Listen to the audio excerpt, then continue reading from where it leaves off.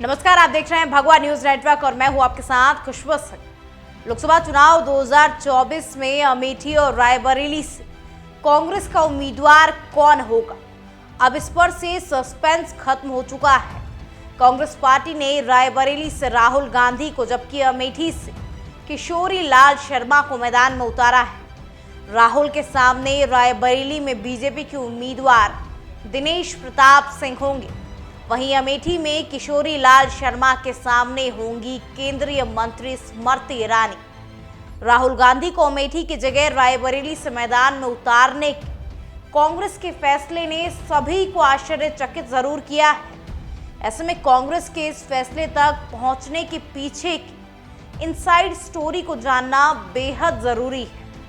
आपको बता दें, रायबरेली सीट को वीआईपी सीट भी कहा जाता है, जहां से पहले 2 आम चुनाव में राहुल के दादा फिरोज गांधी विजयी हुए थे। रायबरेली निर्वाचन क्षेत्र में फिरोज गांधी द्वारा रखी गई मजबूत नींव को उनकी पत्नी व पूर्व प्रधानमंत्री इंदिरा गांधी ने मजबूती प्रदान की तथा 1967, 1971 और 1980 के चुनाव में सीट पर जीत हासिल की। इंदिरा गांधी ने 1980 में 2 सीटों से चुनाव लड़ा, जिनमें रायबरेली और मेडक, जो कि तेलंगाना में है, ये सीट शामिल थी।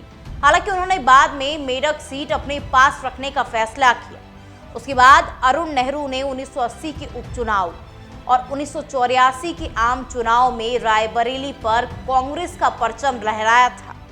पूर्व प्रधानमंत्री राजीव गांधी के करीबी माने जाने वाले अरुण नेहरू से लेकर शीला कौल तक रायबरेली सीट गांधी परिवार के सदस्यों और उनके ही करीबियों के पास रही। फिरोज गांधी के निधन के बाद 1960 में हुए उपचुनाव में कांग्रेस की आरपी सिंह ने रायबरेली सीट पर जीत हासिल की। वहीं 1962 के चुनाव में कांग्रेस नेता बैजनाथ कुरील ने इस सीट पर कब्जा जमाया था। इंदिरा गांधी की रिश्तेदार शीला कौल ने 1989 और 1991 में रायबरेली का प्रतिनिधित्व संसद में किया था। आपको बता दें, गांधी परिवार के एक अन्य मित्र सतीश शर्मा ने 1999 में रायबरेली निर्वाचन क्षेत्र का प्रतिनिधित्व किया और उसके बाद सोनिया गांधी का राजनीति में प्रवेश हुआ। वर्ष 1977 में आपातकाल के बाद जनता पार्टी के राज नारायण ने इंदिरा गांधी को हराया था, जो उस समय की प्रधानमंत्री थी। वहीं 1996 और 1998 में भारतीय जनता पार्टी के अशोक सिंह ने कांग्रेस के उम्मीदवारों को शिकस्त दी। सोनिया गांधी ने चुनावी राजनीति में प्रवेश करने के लिए 1999 में अमेठी सीट चुनी थी, लेकिन 2004 में उन्होंने अमेठी सीट राहुल के लिए छोड़ दी। सोनिया गांधी ने 2004 से 2019 तक 4 बार रायबरेली सीट पर जीत हासिल की। हालांकि उनकी जीत का अंतर कम होने लगा था।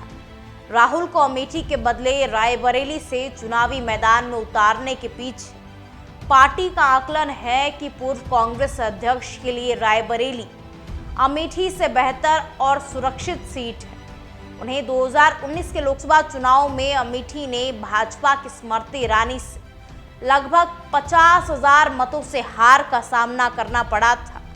अमेठी में स्मृति ईरानी के लिए मुकाबला आसान हो जाने को लेकर कांग्रेस की हो रही आलोचना के बीच सूत्रों ने बताया कि पार्टी का मानना है कि गांधी परिवार के लिए रायबरेली का ऐतिहासिक, भावनात्मक और चुनावी महत्व अमेठी से कहीं अधिक है। पार्टी सूत्रों की माने तो राहुल गांधी को रायबरेली से उम्मीदवार बनाने को लेकर गांधी परिवार में काफी चर्चा और बहस हुई। गांधी परिवार ने रायबरेली के साथ साथ अमेठी से किसे उम्मीदवार बनाया जाए, इसे लेकर के भी काफी बार चर्चा की। कांग्रेस अध्यक्ष और पार्टी में बहुत सारे नेताओं का ये मानना था कि राहुल और प्रियंका दोनों को चुनाव लड़ना चाहिए, मगर राहुल का कहना था कि उनका अमेठी से लड़ने से कुछ हासिल नहीं होगा, क्योंकि अगर जीत भी जाते हैं तो अमेठी सीट ही छोड़ेंगे, ना कि वायनाड। अब रही बात रायबरेली सीट की, तो ये सीट कांग्रेस की सबसे सुरक्षित सीट मानी जाती है। पिछली बार सोनिया गांधी यहां से 2.25 लाख वोटों से जीती थी, मगर उनके वोटों का प्रतिशत लगातार कम होता जा रहा है। फिर राहुल गांधी सोनिया गांधी को ये समझाने में कामयाब रहे कि प्रियंका अभी फिलहाल चुनाव नहीं लड़ना चाहती है, तो क्यों ना वो खुद रायबरेली से चुनाव लड़े, और अगर चुनाव के बाद यदि एक सीट छोड़ने की नौबत आती है तो रायबरेली से प्रियंका को मैदान में उतारा जाए।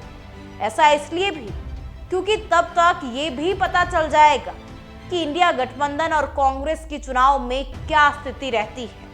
अब सूत्रों का कहना है कि एक तर्क ये भी देखा गया है कि यदि अमेठी से राहुल लड़ते हैं और हार जाते हैं तो 2 लगातार हार के बाद उनकी स्थिति काफी कमजोर हो जाएगी और स्मृति ईरानी का कद काफी बढ़ जाएगा। जाहिर है कि राहुल गांधी ऐसा कोई भी जोखिम नहीं लेना चाहते थे। इन सब बातों पर चर्चा के बाद ये तय किया गया कि राहुल रायबरेली से चुनाव लड़ेंगे और पार्टी केएल शर्मा को अमेठी से लड़ाया जाएगा। केएल शर्मा अमेठी को अच्छी तरह जानते हैं, साथ ही राहुल और सोनिया गांधी का चुनाव प्रबंध कर चुके हैं और उनके प्रतिनिधि के तौर पर भी काम करते रहे हैं। अब इस पर आपकी क्या राय है, कमेंट सेक्शन में बताइएगा जरूर। तब तक जुड़े रहिए भगवा न्यूज़ नेटवर्क के साथ।